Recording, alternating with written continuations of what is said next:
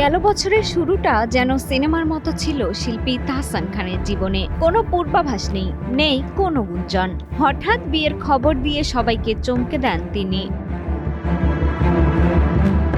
পাত্রী আর কেউ নন, পরিচিত মেকআপ আর্টিস্ট রোজা আহমেদ, যিনি দীর্ঘ 1 দশকের বেশি সময় ধরে বাংলাদেশ ও যুক্তরাষ্ট্রে কাজ করছেন ব্রাইডাল মেকআপ নিয়ে। নিউ ইয়র্কে রয়েছে তার নিজস্ব প্রতিষ্ঠানও। মাত্র 4 মাসের পরিচয়, আর সেখান থেকেই জীবনের নতুন অধ্যায়।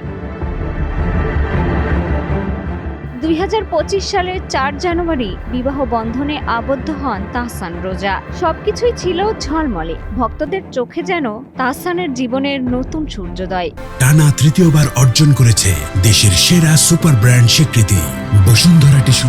কিন্তু সময় গড়াতেই বদলে গেল গল্পের দৃশ্যপট। বছর না পেরোতেই দুজনের সম্পর্কে তৈরি হয়েছে দূরত্ব। জুলাইয়ের শেষ থেকেই থাকছেন আলাদা, গুঞ্জন নয়। বিষয়টি নিশ্চিত করেছেন তাহসান নিজেই। তিনি বলেন, বিবাহবার্ষিকী নিয়ে কিছু ভুয়া খবর দেখলাম, তাই বলতে হচ্ছে আমরা এখন একসঙ্গে থাকছি না।